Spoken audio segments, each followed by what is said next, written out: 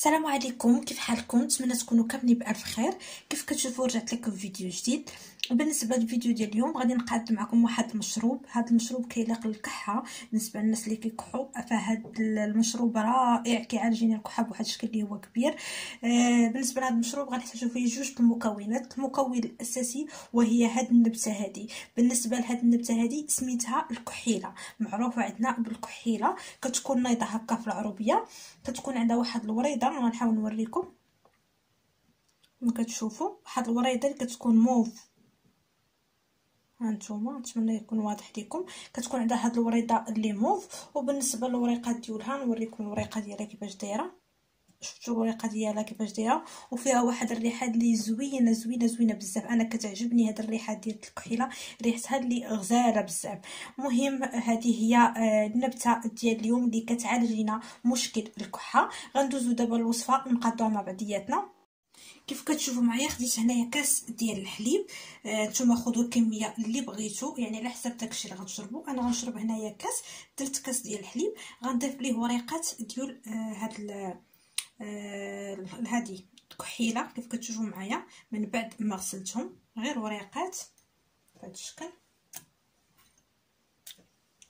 صافي، وغادي نردو يفيض.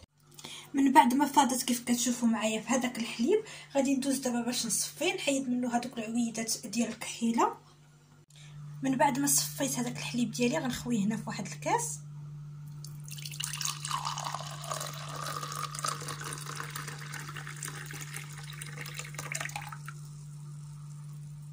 بهذا الشكل.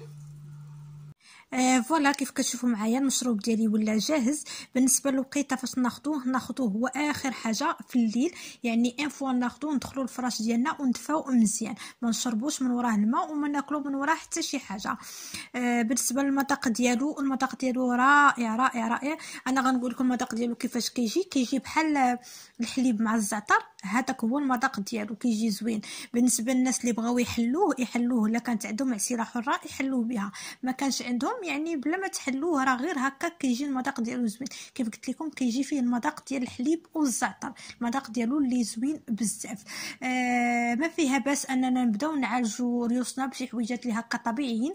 كيف كتعرفوا الناس الاولى ما كانوش كيشروا الادويه، وهذا كانوا كيعالجوا غير هاد الاعشاب. كانوا يديروا كحيله، كيديروا مخينزه، كاينين مجموعه ديال الاعشاب اللي كانوا كيعطوا نتائج زوينه وكيعالجوا بها. فما فيها باس اننا نرجعوا لداك الشيء القديم ونبداو نعالجوا ريوسنا بشي حويجات اللي هما طبيعيين ويعني واقتصاديين، ما غاديش يتقاموا علينا بزاف ديال الفلوس. بالنسبه لهاد الكحيله راه موجوده في العروبيه، فيما مشيتو كتلقاوها نايضه. وكيف قلت لكم الريحه ديالها كتحمق، انا كتعجبني الريحه ديالها. ملي كنجيبها كنبقى كل مره هازه واحد العويد ونشم فيه، لان الريحه ديالها زوينه بزاف. وكيف قلت لكم النتائج ديالها رائعين، لانها كتعالج لنا مشكل الكحه. نتمنى الاقتراح ديال اليوم يكون عجبكم وراكم، والا عجبكم ما تنساوش دعموني بلايك، واللي مازال ما تابوناش مرحبا به يهبط لتحت ويضغط على زر ابوني او اشتراك او سبسكرايب، ويفعل زر الجرس باش يبقى يوصلوا كل جديد ديالي. خليت لكم الراحه، حتى نتلاقاو في فيديو مجيء. السلام عليكم.